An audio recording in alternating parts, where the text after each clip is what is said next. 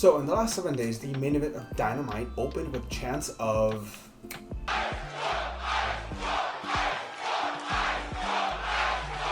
hell. Even the referee said on Twitter so much, he waited to ring the bell to let the chants really echo through, which, good job. Right, Rensburg, you're now my favorite ref. Sorry, Audrey Edwards. That said, thus, AEW was thrust into the spotlight in the mainstream as the mainstream media covered these chants, especially as the nation reaches its boiling point with this current administration that has so far gone so deep red that a deep red district has gone blue for the first time in over 50 years. But let's stay on the topic of professional wrestling right now. MJF even came out and said that we don't censor our crowd.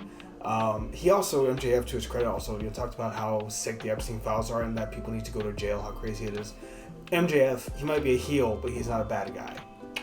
Anyway, one reason why this broke out during the chants is because of this man, one Mr. Brody King, not Mr. Brody Lee, Brody King. He's always been respected and a very agile man on AEW television, but more recently, he's become beloved because of his hard outline stance against ICE as an organization. Famously, he wore an abolished ICE shirt back in June of 2025, garnering the respect and praise of most of the IWC. Since then, Brody King has announced that he's been able to raise just under $60,000 with Headlock Comics and Daniel Warren Johnson to assist the families affected by the Minnesota ICE raids. All of this has endeared him to the AEW faithful, and thus the chants and the mainstream media attention brings the question, should he win the world title at Grand Slam Australia? Should AEW strike while the iron's hot and add another top star to the world title picture by putting the title on King? I think there are a few things that we need to consider. Firstly, I would say King definitely has the respect and admiration of the fans and of the locker room. He definitely has the support of Tony Khan, who has kept King as a featured role since June as an act with Bandito with Bandito and King being the tag team champions. Add to that the fact that Khan is not against his wrestlers expressing themselves and their political beliefs and being their most authentic version of themselves. Additionally, there's an argument to be made that they should strike while the iron is hot and create a new top guy. Having too many top stars is not a bad thing to have. Plus, King would be a change of pace for AEW's normal flavor of champion. AEW doesn't have the best history of booking bigger guys, Samoa Joe being the big exception.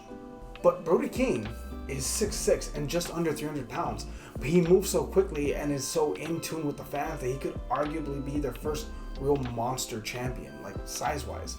And with AEW not afraid to mix up heels, faces, and tweeners, it could make a really fresh title picture and fresh potential matches with him versus Hangman, Omega, and Swerve, all of which sound exciting to me. It would be a let the best man win situation. Now, on the other side of the coin, AEW, I don't want to say hotshot at the title, but it changed hands twice in the last 3 months, technically 3 times in the last 6 months. Bear in mind, before that, Moxley held onto the title for 7 months straight. All this to say, does changing the title so often devalue the championship? I mean, the WWE title changed hands 11 times in 1999 alone, and it's supposed to be the top title of the world, right? I think the more complicating factor is this man, MJF, a fighting champion who just won the title at World's End, but he's actually defended the title on an indie promotion. He wants to try and become Harley Race and Ric Flair, defending the championship at multiple indie promotions. Additionally, I'd argue he might be the biggest mainstream star AEW has. He's been in movies and he does interviews. He's on multiple platforms. The Devil might also be the most professional wrestler in the AEW locker room because he carries himself like a generational talent, but also he's not afraid to get political and give his hardline opinions while also promoting the idea of living wrestling, not just a promotion, but wrestling at large. I mean, do you really want to take the title off him so quickly? To be fair, Joe taking the title off of Hangman was a shock, and not all good title runs need to be 6 months long. It's a hard call.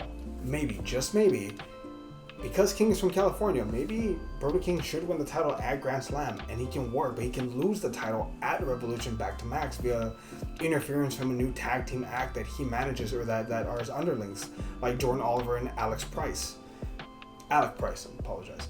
That could work, especially in a triple threat match that might include, let's say, Andrade or Hangman Adam Page. Either the Don Callis family is attacking from all sides, or Hangman is able to hold his ground with Brody King against these enemies.